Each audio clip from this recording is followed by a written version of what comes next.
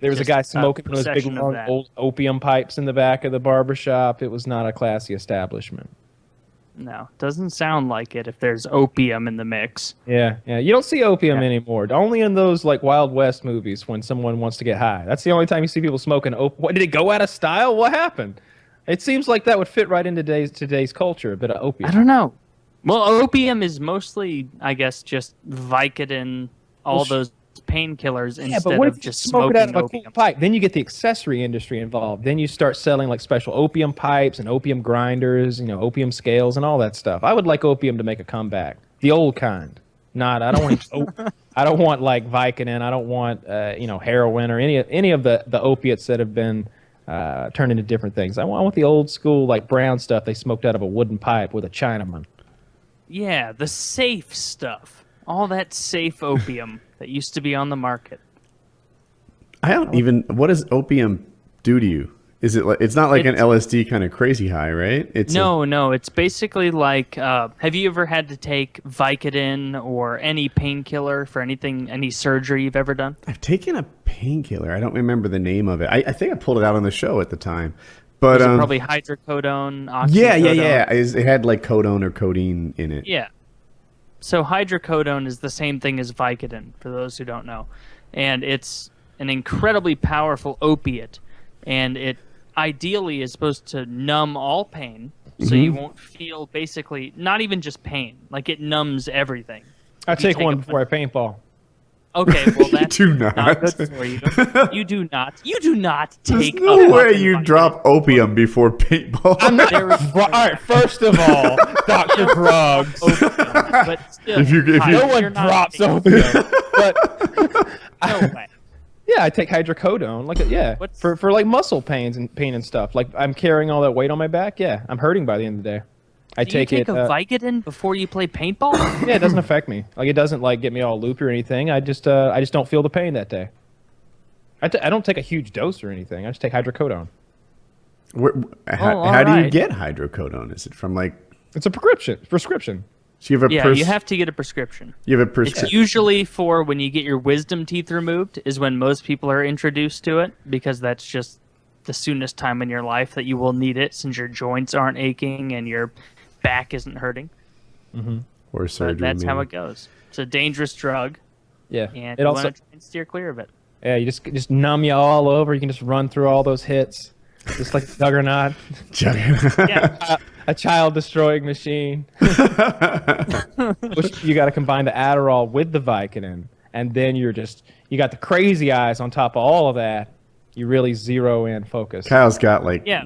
This is how I imagine pro gamers like prepare for their day of gaming. Like, all right, we need to drop some Adderall. We need to drop this. We need to drop that.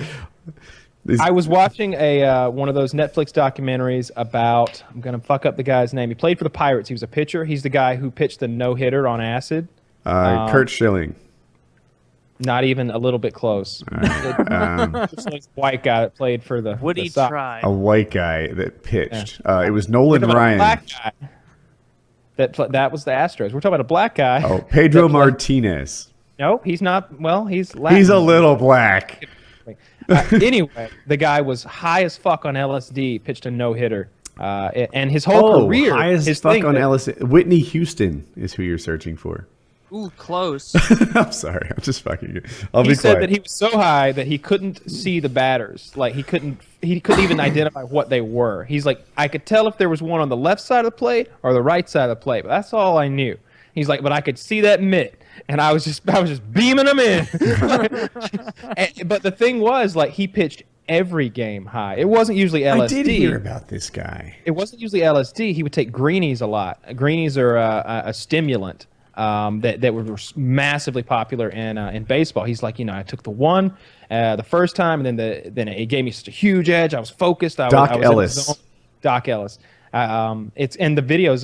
The thing is called a documentary, like DOCK. I want to say they spell it. But he was talking about these greenies and how like they lost their effectiveness over time. And by the end, he's like, one day I took like 18 greenies for the game. He's like, sometimes I'd play a game where I just throw a handful of them on the table, and whatever stood up, I'd take. But then sometimes enough wouldn't stand up. So I'd take the ones that was laying down. So he'd just get massively high, stoned, fucked up before the games to deal with the pressure that came along with being a major league starting pitcher. And he was pretty good at it. Yeah, I wouldn't have guessed that that's a job you can do high. Like, I don't know. It seems like a very difficult job to do like that. We're not talking about like dope. We're not talking about a guy who like smokes some opium, for example, or like smokes some pot or something like that. He's not like dulled down and slow. He's taking stimulants with those greenies. He's just fucking wired. Got the crazy eyes going, eye of the tiger, and he's out there. He's a pitcher, so it doesn't matter if like for a moment he's just kind of being weird because the whole game is like wrapped around him. So he'd step off the mound and you could see him in the video. He's chewing gum like this. He's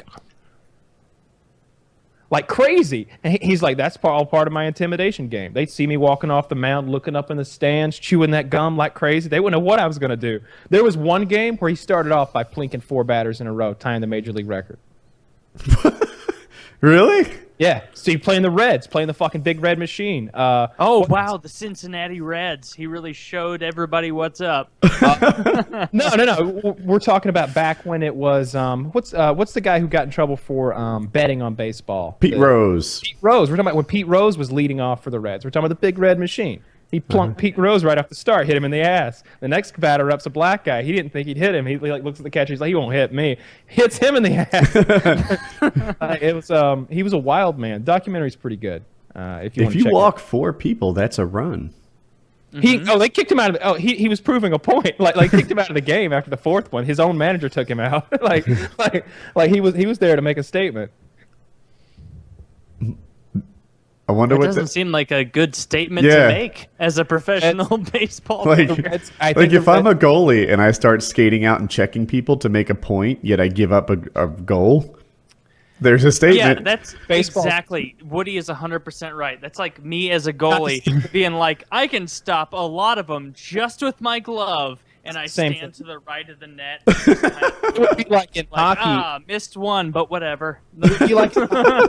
It would be like in hockey if someone was disrespecting your team or playing in a flamboyant way that was disrespectful, doing something to you that was getting his team fired up, getting the fans fired up, and you just went and knocked that guy the fuck out, took him out of the game. That's what it would be like. Sounds like fighting in hockey. It's about owning your side of the plate. A little bit. He said it in the documentary. He's like, a lot of that plate's mine, and a little bit of it's yours. You got to find out just how much, though. And it showed him plinking guys just left and right, hitting them with the ball. He was a commanding pitcher, and it was interesting that he did it always fucked up. That doesn't sound fair. No. This doesn't seem like a commanding pitcher.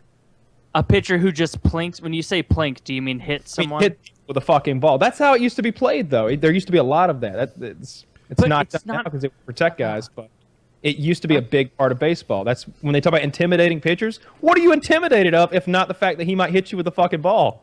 The fact that he can throw it 105 miles an hour or whatever the top speed is straight down the plate and make you look like a fucking bitch when you can't hit it. I think 104 is the record, but that's not it. It's about owning enough. It doesn't matter how fast you throw it. If you give them the whole plate, you let them stand where they want, they can probably do something with it. It's about taking as much of the plate away from them as you can. You don't want them inside on you. And you got to take that away from them, or you're going to have a bad day. And the most intimidating pitchers, the reason they're afraid of them isn't because they're going to throw the ball fast down the strike zone. It's because they might throw that ball fast and hit you in the ribs with them, break a few ribs. It could. And as a hockey fan, you should just be like, yeah, I can see that. There's no way you should be second guessing my baseball, hitting people with balls in baseball when you guys are like breaking people's legs and shit. You broke a man's leg, you asshole. An ankle. It's attached. All right, we need a new topic.